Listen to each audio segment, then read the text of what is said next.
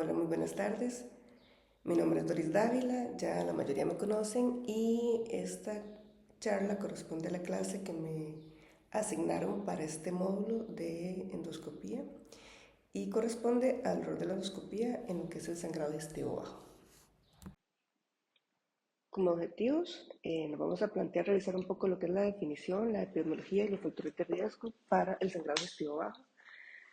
Además, analizar la evaluación inicial, así como las diferentes herramientas que existen para la estratificación de riesgo, explorar opciones tanto diagnósticas como terapéuticas que corresponden al manejo de esta patología, examinar las indicaciones de colonoscopia en el contexto de un sangrado digestivo bajo, agudo, así como la terapéutica disponible para cada uno de los escenarios y también discutir un poco lo que son las estrategias de manejo en cuanto a lo que son los pacientes que se presentan con esta entidad clínica acompañados de agentes antitrombóticos o antiplateletarios y demás. Para efectos de examen, así como de esta presentación, que en su mayoría está hecha de la guía europea, eh, las preguntas de examen se van a realizar, perdón, de la guía europea. En cuanto a lo que son los contenidos de la charla, bueno, vamos a empezar un poco con lo que es introducción, después vamos a pasar a definir esta entidad clínica, hablar un poco de la epidemiología, factores de riesgo, después vamos a proceder a revisar un poco lo que es el triage en estos pacientes y las diferentes herramientas de estratificación de riesgo que existen, después un poco lo que es el diagnóstico, manejo y el papel de la endoscopia, así como de la radiología intervencionista y la indicación de cirugía en este escenario. Y finalmente vamos a conversar un poquito lo que son el manejo de los agentes antitrombóticos, como les mencioné. Finalmente vamos a ver un poco lo que son las conclusiones. A manera de introducción, bueno, el sangrado digestivo bajo es una emergencia común con una mortalidad y con una alta morbilidad y que puede tener además una alta mortalidad. En las últimas décadas lo que se ha notado es que hay un aumento en la incidencia, tanto se atribuye un poco a lo que es el envejecimiento de nuestra población, así como el uso de los antitrombóticos en esta población de riesgo. El enfoque realmente ha cambiado de una evaluación endoscópica urgente a un enfoque basado en la estratificación de riesgo y un tratamiento dirigido, como lo vamos a ver más adelante. También se ha dado importancia a lo que es un poco las técnicas radiológicas intervencionistas y lo que sí siempre hay que tomar en cuenta es que esta entidad, bueno, requiere siempre de un manejo multidisciplinario en el cual no solamente vamos a estar nosotros a la cabeza, por supuesto, del manejo de sus pacientes, sino también acompañados de los radiólogos y los cirujanos. Bueno, primero vamos a proceder a definir lo que es el sangrado digestivo bajo. Previamente se definía como cualquier sangrado que se originara distal al ligamento de Treitz. Sin embargo, en las últimas décadas, con el avance de las opciones tanto terapéuticas, pero sobre todo diagnósticas para patología de lo que es intestino delgado, pues entonces realmente el sangrado digestivo bajo se contempla actualmente como un sangrado que corresponde a colon y recto, definiéndose el resto de sangrado, bueno, el intestino delgado, perdón, como un sangrado medio.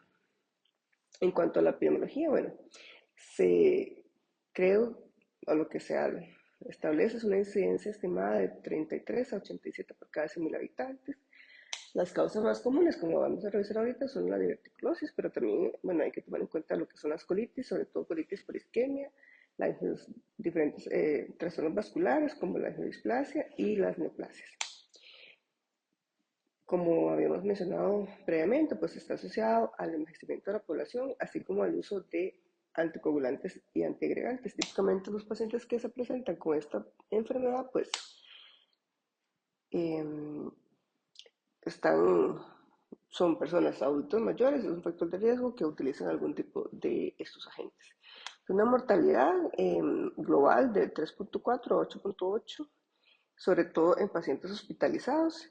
Y la mayoría, aunque sin embargo la mayoría de los fallecimientos son atribuibles a las comorbilidades subyacentes de esos pacientes, no tanto como el sangrado grave, que realmente representa menos de un 1%.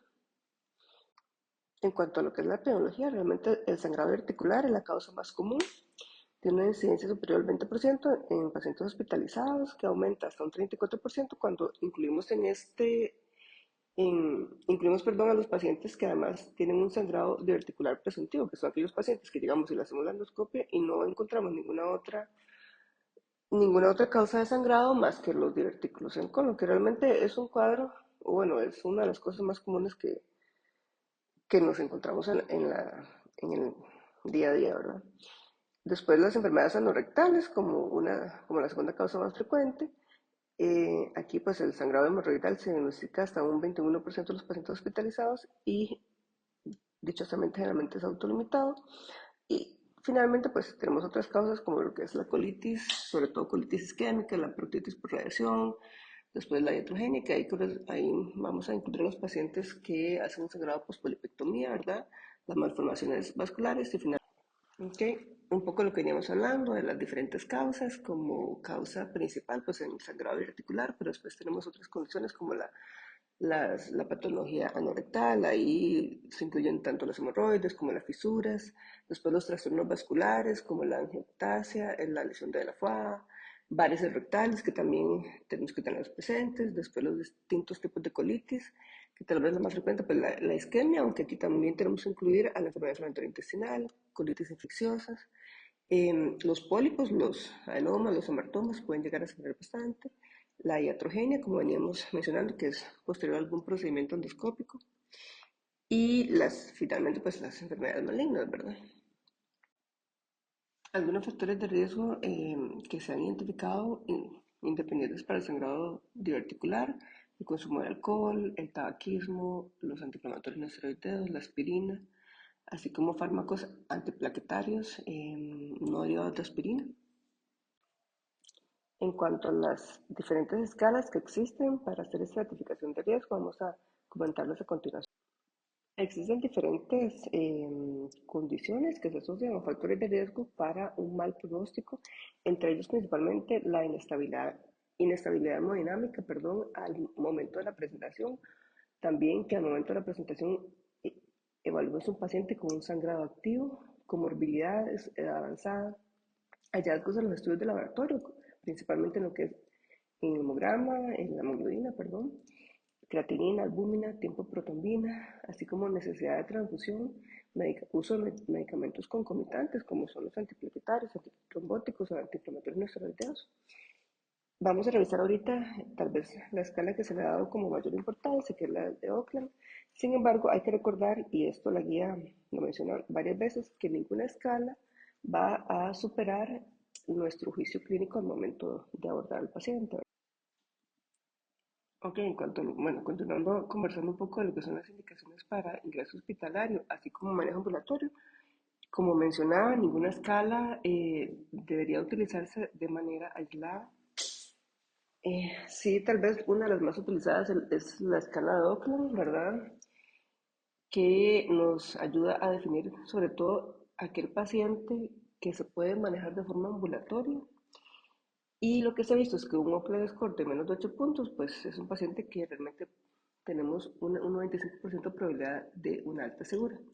Es una escala que está diseñada específicamente para eso, para identificar pacientes de bajo riesgo, e incluye 7 variables por una alta segura, que se define como un desenlace opuesto definido como ausencia de resangrado intrahospitalario, de necesidad de transfusión de cloruro rojos en pecados, una intervención terapéutica, mortalidad intrahospitalaria o readmisión a los 28 días.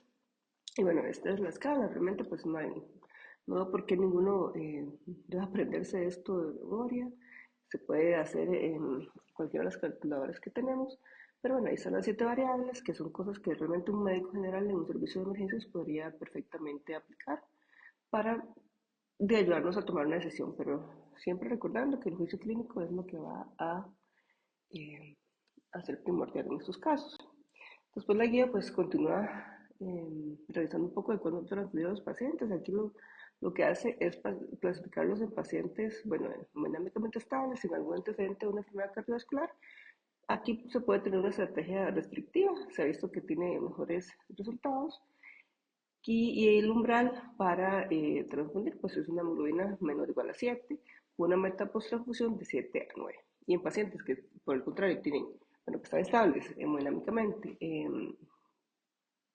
pero tienen algún antecedente de una enfermedad cardiovascular, aquí el umbral es menos de 8 para transfundir con una meta o con una post-transfusión meta mayor o igual a 10. En cuanto a lo que es diagnóstico y manejo del sangrado digestivo bajo, vamos a hablar primero de lo que es el papel de la endoscopía. Entonces, empezamos hablando de la colonoscopia, ¿verdad? ¿Cuándo debe ser la primera modalidad diagnóstica? Realmente lo que la guía menciona, y tal vez es algo que deberíamos, o lo que más me interesa que quede claro, y es que la colonoscopia debería ser la primera modalidad diagnóstica en pacientes hemodinámicamente estables, con sangrado digestivo bajo. Ahora, vamos a revisar un poco ahora de cuándo se debe realizar o en qué momento. Pero realmente lo que sí hay que tener claro es que la primera modalidad diagnóstica en aquel paciente que tenemos un cuadro clínico bueno, que sobre todo que es el paciente que no se va a ir para la casa, ¿verdad? El que no va a ser de manejo ambulatorio, el que se va a quedar, la primera modalidad diagnóstica en pacientes hemodinámicamente estables es la colonoscopia. Tiene muchas ventajas, permite tanto diagnóstico como toma de biopsias, así como tratamiento en la misma sesión y no requiere sangrado activo para el diagnóstico, evita exponer al paciente a radiación y toxicidad por medio de contraste, tiene un rendimiento diagnóstico que se ha llegado a observar de hasta un 100%, ¿verdad? Y podemos llegar a porcentajes de terapia hemostática aplicada de hasta 63% de los casos. Entonces, realmente, nosotros somos los que manejamos ese tipo de pacientes y es lo que me gustaría que tal vez quede claro, ¿verdad? Es cierto que tanto la tomografía, tal vez la evidencia es de baja calidad, pero sí se ha visto que tanto la tomografía como la colonoscopia tienen rendimientos diagnósticos o perfiles y con perfiles de seguridad comparables, ¿verdad? Sin embargo, recordemos las ventajas de la colonoscopia que no tiene tal vez la tomografía. Y es que la colonoscopia tiene la ventaja de permitir el diagnóstico y tratamiento de forma simultánea, mientras que no requiere preparación intestinal. Tal vez esa es la parte en la cual es un poco más ventajosa la tomografía. Y bueno, aquí lo que hay que hacer es realmente definir el mejor estudio para cada escenario, ¿verdad? Para cada paciente, que no todos son iguales. ¿Cuál es el momento adecuado para realizar la colonoscopia? La recomendación es que se realice en algún momento durante la estancia hospitalaria, ya que no existe evidencia de calidad que demuestre que se debe realizar una colonoscopia temprana. ¿Cómo se define una colonoscopia temprana? En menos de 24 horas. Entonces, lo que recomienda la literatura es realizarla en algún momento de la estancia hospitalaria. Y bueno, esto ya lo mencioné, definición de colonoscopia temprana urgente, es aquella que se realiza en las primeras 24 horas desde la presentación del paciente. Diferida o electiva, pues a realizarse durante la estancia hospitalaria entre las 24 y 26 horas después del ingreso hospitalario. Entonces, esa es la recomendación de la literatura, realizar el estudio en la estancia hospitalaria, diferido, 24 a 26 horas para hacer el estudio.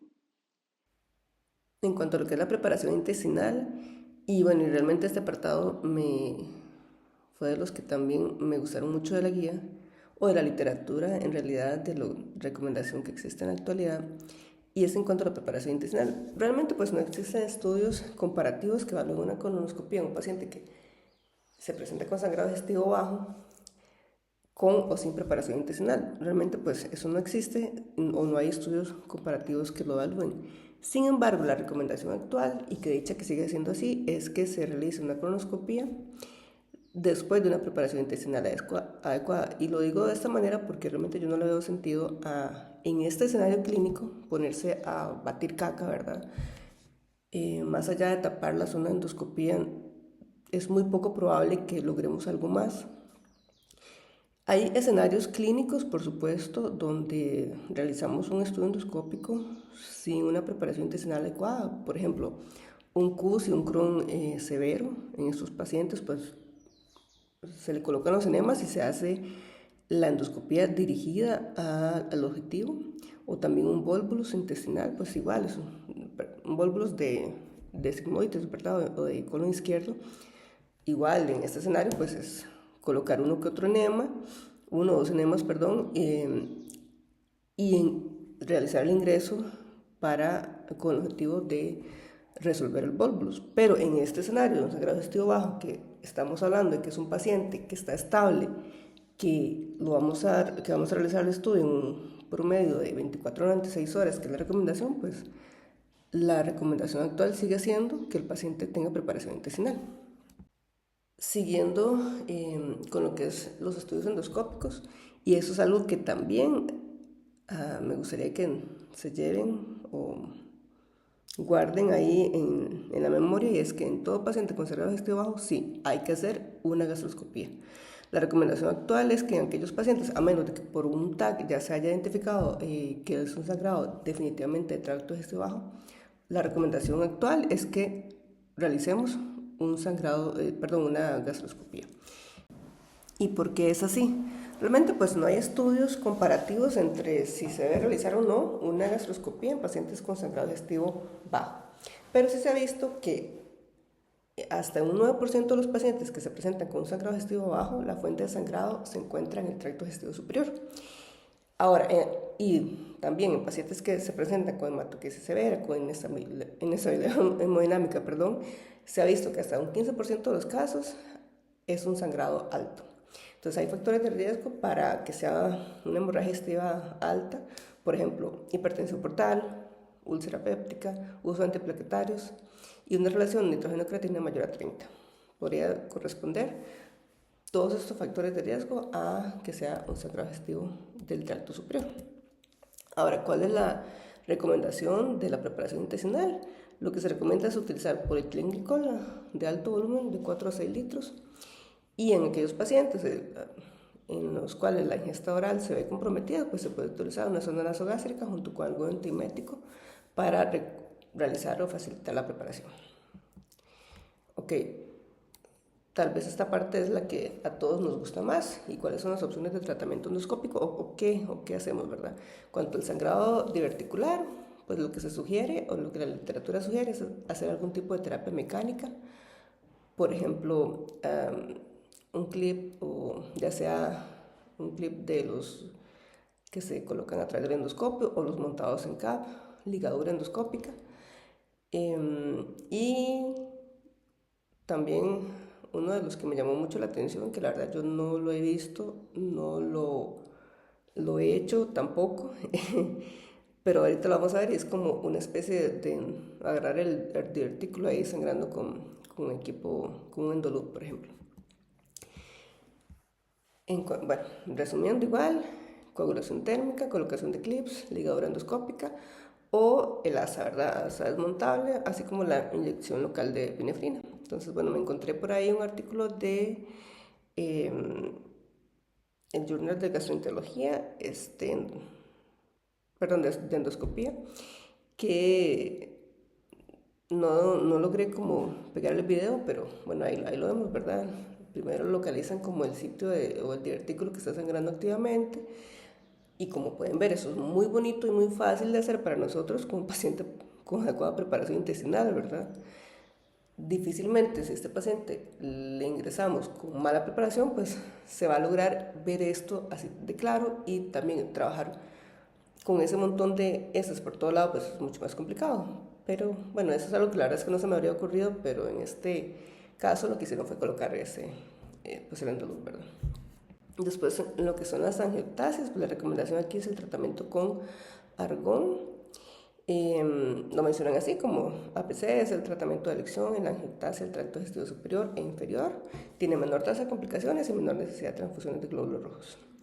La técnica recomendada pues es solución salina con adrenalina antes del APC en lesiones del colon derecho,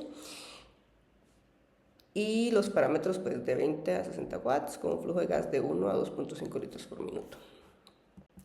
Después, como sangrado post-polipectomía, realmente lo que se recomienda es algo que hacemos, ¿verdad?, de forma rutinaria, el uso de terapia mecánica, clips, tanto clips que se colocan a través del endoscopio como montados por CAP, coagulación térmica, eso en lo que son el tratamiento primario. Y después, como terapia de rescate, ellos mencionan que también en aquellos pacientes que tienen un sangrado persistente o que ha fallado la técnica previa, pues el uso de agentes tópicos hemostáticos como el hemospray. Vamos a conversar ahora un poco de lo que es la radiología intervencionista y la cirugía, iniciando un poco en cuanto a la angiografía por TAC. Y lo primero que menciona la guía es cuando este estudio es la modalidad diagnóstica inicial. Entonces se realiza, o la recomendación es realizar una angiografía por TAC en aquellos pacientes que se presentan con inestabilidad hemodinámica y con sospecha de sangrado activo. No se recomienda, se hizo luego en la misma guía una comparación con el estudio de gamografía con glóbulos rojos marcados. Ahorita vamos a ver por qué, cuáles ventajas tiene uno sobre el otro, pero aquí la recomendación no es realizar una gamografía con glóbulos rojos marcados en el contexto de un sangrado digestivo agudo, bajo, ¿verdad? Dado que su precisión es limitada para identificar el sitio de sangrado y también tiene ciertas restricciones logísticas. Entonces, bueno, la angiografía por tomografía está recomendada en pacientes, como mencionábamos, inestables con una sospecha de sangrado activo, tiene una sensibilidad hasta el 95%, con una especificidad hasta el 100% y mejor correlación con angiografía por catéter en comparación con gamografía. Por otro lado, la gamografía con los glóbulos rojos marcados no recomendada debido a su menor precisión y una logística completa, toma hasta 90 minutos adicionales para la adquisición de imágenes. Bueno, entonces al final la guía compara TAC versus gamografía. El TAC localiza mejor el sitio de sangrado, tiene mayor precisión diagnóstica que el sangrado, en el sangrado digestivo diverticular. Ahora, ¿cuándo se debe utilizar radiología intervencionista en el tratamiento de la hemorragia digestiva baja? Bueno, aquí la recomendación es que la embolización arterial transcatéter se reserve para el tratamiento en un sangrado digestivo bajo agudo potencialmente mortal en aquellos pacientes que se presentan con inestables, ¿verdad? Con sangrado activo confirmado por TAC, en pacientes con sangrado profuso y continuo que no es tratable o que no responde a terapia endoscópica. Y la embolización debe realizarse en un tiempo menor o igual a una hora, en pacientes hemodinámicamente inestables, ya que el tiempo es un factor clave para tener desenlaces clínicos favorables. Ahora, entonces, en cuanto a lo que es la radiología intervencionista, está indicada en pacientes inestables con un sangrado activo documentado por TAC, que sea un sangrado profuso, además no tratable por endoscopía. Aquí la recomendación es la embolización transcatéter en un tiempo menor o igual a 60 minutos en pacientes inestables. La terapia endovascular selectiva, es la embolización con microcatéteres, utilizando algún agente embolizante. Ahí mencionan gelatina, cianoclato, coil.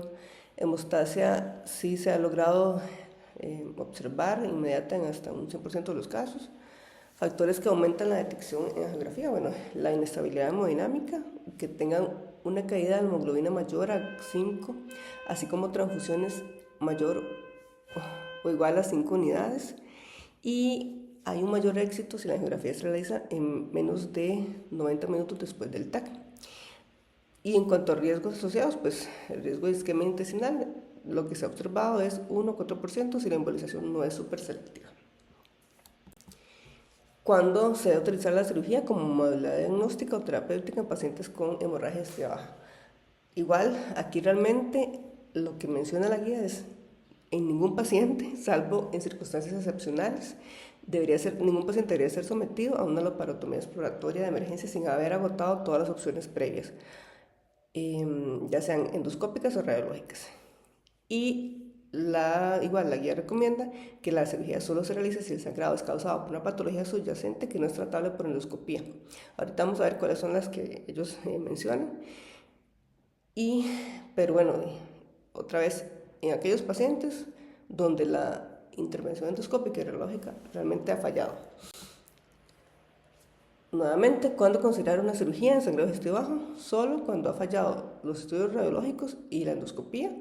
Está contraindicada como primera opción, salvo en situaciones excepcionales. Y aquellos que mencionan la guía es la fístula ortoentérica, que yo dudo que algún estudio, perdón, alguna terapia endoscópica o radiológica logre hacer algo contra esta patología. También el artículo de Merkel sangrante. Vamos a conversar ahora un poco de lo que es el manejo de la anticoagulación en los pacientes que se presentan con sangrado digestivo bajo. Aquí la recomendación para pacientes con sangrado menor o autolimitado, o sea, con un OCLAN menor o igual a 8 puntos, es no interrumpir la anticoagulación de los pacientes que tengan antagonistas de vitamina K. En pacientes con un sangrado digestivo bajo mayor, aquí la indicación pues sí sería suspender los antagonistas de vitamina K, corregir la coagulopatía según la severidad del sangrado y el riesgo protrombótico. En pacientes con inestabilidad hemodinámica, sí está recomendado administrar vitamina K intravenosa o un concentrado de complejo protrombínico o plasma fresco congelado si no se tiene el complejo disponible.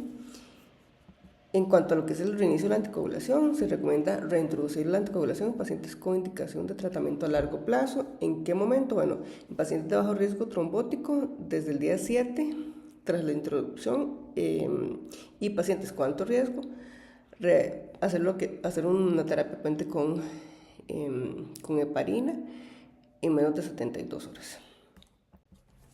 Otra vez, a manera de resumen, bueno, la anticoagulación en pacientes con sangrado digestivo bajo, con un OCLAN menor a 8, no se ha indicado suspender el antagonista de vitamina K. Con un sangrado digestivo mayor, pues sí, aquí sí suspender y corregir la coagulopatía. Se puede corregir con vitamina K, complejo protrombínico, plasma fresco congelado, y eso sí, no habría, bueno, así lo menciona la guía, que esto no retrase ningún tipo de intervención, ¿verdad? Y el reinicio en pacientes de bajo riesgo al día 7, en pacientes de alto riesgo, hacer terapia puente con heparina en un periodo de 48 a 72 horas.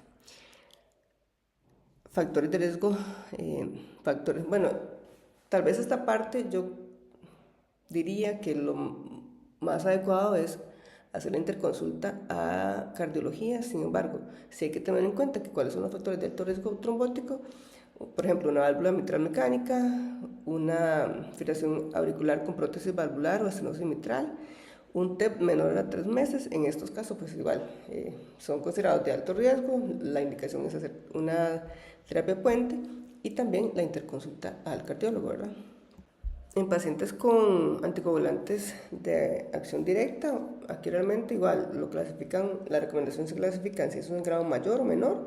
En sangrado mayor, suspender temporalmente el ingreso, y en sangrado menor, no interrumpir los anticoagulantes de acción directa. Pacientes con sangrado activo o inestabilidad hemodinámica, considerar el uso de algún agente de reversión específico. Más allá del complejo protrombínico, yo creo que nosotros no tenemos, pero bueno, me puedo equivocar. Y aquí se mencionan el idarucizumab en pacientes con dabigatran y el andexanet alfa o el complejo protrombínico en pacientes con inhibidores del factor 10 activado, que sería rivaroxaban, apixaban. ¿Y cuándo reiniciarlo? Bueno, reiniciar a partir del día 7 después del sangrado. En cuanto a lo que es el manejo de antiplaquetarios en pacientes con sangrado digestivo bajo, bueno, la transfusión de plaquetas, primero que nada, no está recomendada de forma rutinaria en pacientes con sangrado digestivo bajo y que tengan además tratamiento antiplaquetario, ¿verdad? Aspirina en prevención primaria, sí está indicada suspenderlo ante un evento hemorrágico y considerar su suspensión permanente, salvo la evaluación del especialista, ¿verdad? Por otro lado, la aspirina en prevención secundaria sí no está indicada suspender en pacientes con indicación de prevención secundaria, y si la suspendemos, lo adecuado es reanudarlo en menos de 5 días o antes si tenemos una hemostasia adecuada. Por otro lado, los pacientes que tengan terapia antiplaquetaria dual, o sea, aspirina con algún inhibidor de P2Y, aquí continuamos la aspirina y el inhibidor de P2Y puede continuar o suspenderse temporalmente según la gravedad del sangrado y el riesgo isquémico. Y si se interrumpe, igual, menos de 5 días, reiniciarlo. Y finalmente, en cuanto al uso de antifibrinolíticos, bueno, su papel en el sangrado digestivo bajo, realmente no está recomendado el uso de ácido tranexámico Y la evidencia, pues lo que ha demostrado es que no se reduce la mortalidad por ejemplo, en hemorragia articular, y también hay mayor riesgo de eventos tromboembólicos venosos. Este es un esquema que me encontré por ahí en un artículo de revisión que me pareció pues bastante didáctico tal vez, pero lo que quería como señalar es tal vez la primera parte. Vamos a ver, tenemos un paciente con sangrado digestivo bajo, descartamos que no sea patología no rectal y que no sea un sangrado alto, que sigue, si el paciente está estable hemodinámicamente, aquí lo adecuado es prepararlo y hacer una colonoscopia. Ya habíamos hablado un poco en la charla en que esto va a ser del paciente que se hospitaliza, no el paciente ambulatorio. Y si está inestable, bueno, aquí que según la literatura o lo que hemos revisado, lo que tocaría es una angiografía, ¿verdad? Aunque aquí mencionan también hacerlo híbrido con no solo la angiografía, sino la cirugía. Pero tal vez la parte que, repito, me interesa que nos llevemos todos es que esos pacientes sí necesitan una colonoscopia.